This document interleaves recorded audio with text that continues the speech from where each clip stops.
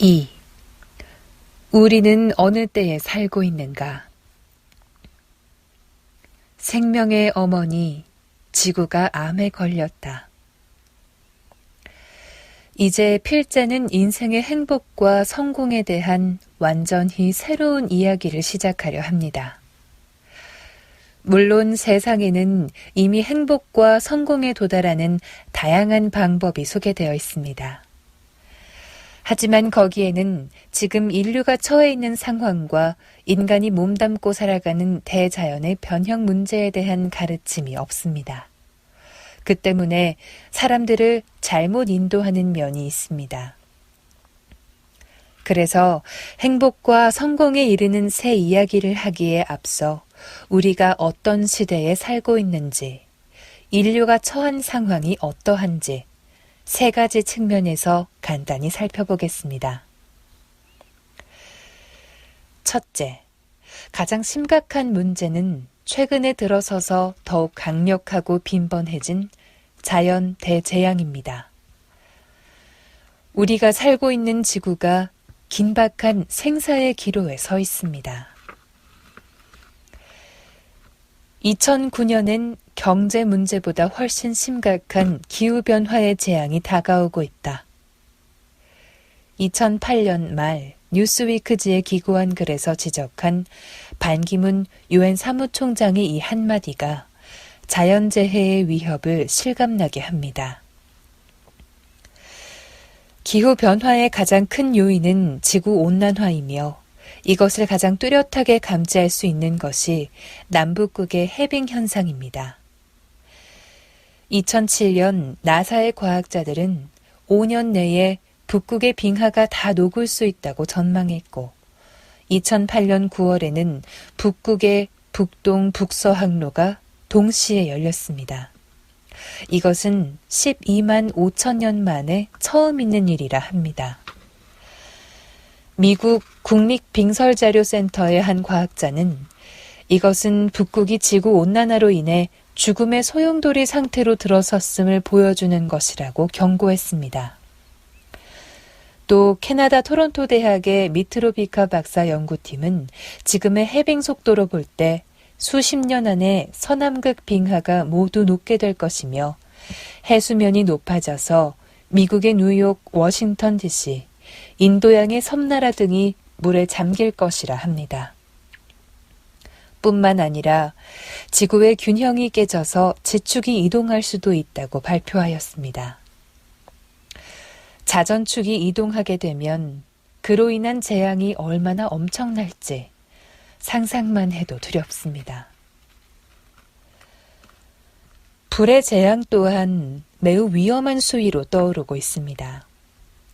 환태평양 조산대, 이른바 불의 고리에 분포된 450여 개 화산의 활동이 활발해지고 있고 강력한 지진이 빈번하게 발생하고 있습니다. 또 최근 몇 해 동안 그리스, 미국, 호주 등지에서는 유례없는 강력한 산불이 계속하여 발생하고 극심한 가뭄과 폭염, 폭설, 폭우 등 지구촌의 기후재앙이 말할 수 없이 참혹해지고 있습니다. 지구환경 전문가인 팀 플래너리는 지구온난화로 인한 기후변화가 티핑포인트, 균형이 무너지는 시점에 임박해 있으며 그로 인해 인류는 오로지 살아남기 위해 몸부림치게 될지도 모른다고 경고하였습니다. 이러한 자연환경 속에서 과연 인류의 미래는 어디로 나아가고 있는 것일까요? 둘째, 자본주의 위기와 현대 문명의 재탄생 문제입니다. 300여 년에 걸친 근현대사를 통해 자본주의 문명은 인간의 수명 연장, 난치병 치료, 문맹 퇴치 등 인류의 삶의 질을 개선시키는 데 크게 기여해왔습니다. 하지만 무한 팽창을 지향하는 자본주의는 인간을 지구의 모든 것을 지배하고 이용하려는 탐욕의 동물로 만들었습니다. 갖가지 환경 오염으로 생태계가 병들어가는 것도, 부익부 빈익빈이 갈수록 극한으로 치닫는 것도, 모두 인간의 탐욕이 초래한 결과입니다. 그 재앙의 극치가 바로 2008년 지구촌 경제의 중심인 미국에서 발생한 서브프라임 모기지 사태와 이로부터 시작된 금융 쓰나미입니다. 사실 예일대의 폴 케네디 교수는 벌써 10여 년 전에 미국은 이미 파산했으며 이제는 로마 제국처럼 망하는 길만 남았다. 다만 어떻게 품위 있게 망하느냐만 남은 것이다.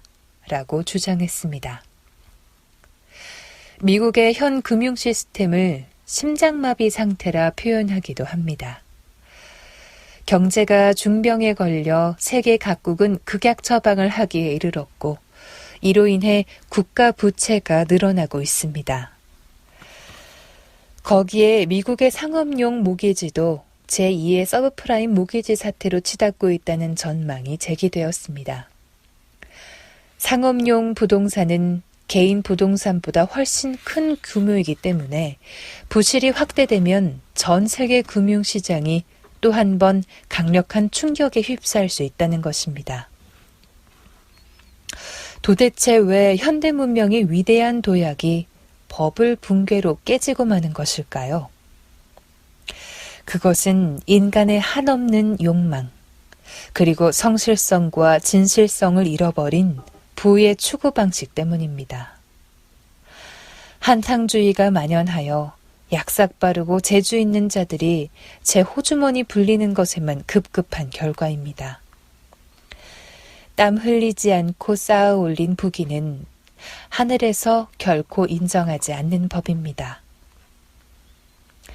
그런데 지금 인류에게 닥친 문명의 위기는 이러한 경제 문제뿐이 아닙니다. 지금 인류가 입고 쓰고 마시는 의식주 문화의 95%는 석유로부터 온 것입니다. 그런데 그 석유가 아무리 길게 잡아도 40년 정도면 완전히 바닥이 난다고 합니다. 에너지 고갈 문제를 다룬 다큐멘터리 코난의 시대에서 어느 유명 인사가 말한 다음 한마디가 우리에게 곧 닥칠 비극을 생생하게 그려줍니다. 내 할아버지는 낙타를 탔고 나는 롤스로이스를 몰았고 내 아들은 자가용 비행기를 타고 다닌다. 그런데 내 손자는 다시 낙타를 타게 될 것이다. 인간 생존의 필수 요소인 물 부족도 심각합니다. 2006년에 발행된 UN 세계 물 개발 보고서에 따르면 세계 인구 중 11억 명이 안전한 물을 마시지 못하고 있습니다. 물 부족은 장차 물 부도 사태로까지 심화될 수 있으며 미래의 전쟁은 물 전쟁이 될 것이라고도 합니다. 식량난 또한 매우 심각합니다. 물 부족으로 지구촌 곡물 생산이 감소한 데다가 바이오 연료를 생산하는데 곡물을 사용함에 따라 새로운 기아 시대가 도래하고 있다는 것입니다. 지금도 IT에서는 많은 사람이 진흙에 소금과 쇼트닝을 버무려 말린 진흙 쿠키로 하루 3끼를 간신히 때우고 있습니다. 식량 자급률이 턱없이 낮은 한국과 일본 같은 국가는 머지않아 생존의 기로에 서게 될지도 모릅니다. 셋째, 전염병과 전쟁의 위협입니다. 인류는 의학의 발달로 많은 난치병을 정복하였지만 여전히 무서운 질병의 위협 속에 살고 있습니다. 1976년에 치사율이 90%가 넘는 에볼라 바이러스가 출현하였는가 하면 1981년에는 에이즈가 발생하였습니다. 에이즈로 2,500만 명이 사망하였으며 현재 감염자가 3천만 명이 넘습니다. 그리고 조류 사이에 감염되는 급성 전염병인 조류독감이 사람에게 감염되는 고병원성으로 변이되고 있습니다. 2009년 4월 멕시코에서 신종플루가 확산되어 무서운 속도로 지구촌을 휩쓸었습니다. 치사율은 그리 높지 않았지만 지구촌 인류에게 바이러스의 변종이 얼마나 위협적인지를 각성케 한 대사건이었습니다.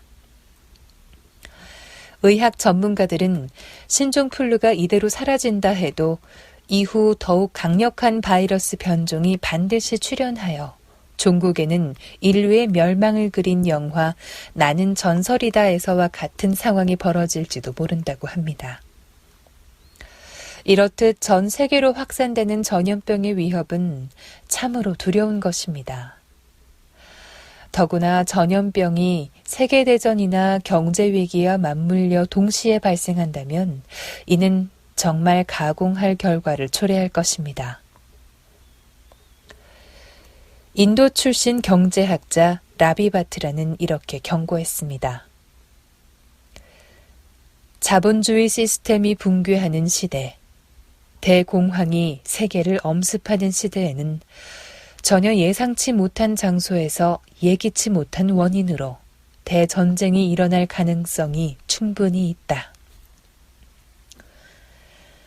우리는 이 경고를 결코 가벼이 넘길 수 없습니다. 실제로 1929년에 시작되었던 경제대공황은 미국을 비롯한 세계 각국의 보호무역주의를 불러왔고 이는 결국 2차 세계대전으로 이어졌습니다. 전염병과 전쟁의 위협은 결코 지나간 과거의 이야기가 아닙니다. 예전에도 있었고 지금도 있고 앞으로도 일어날 문제입니다. 이 병든 지구와 병든 문명은 인류를 어디로 몰고 가는 것일까요?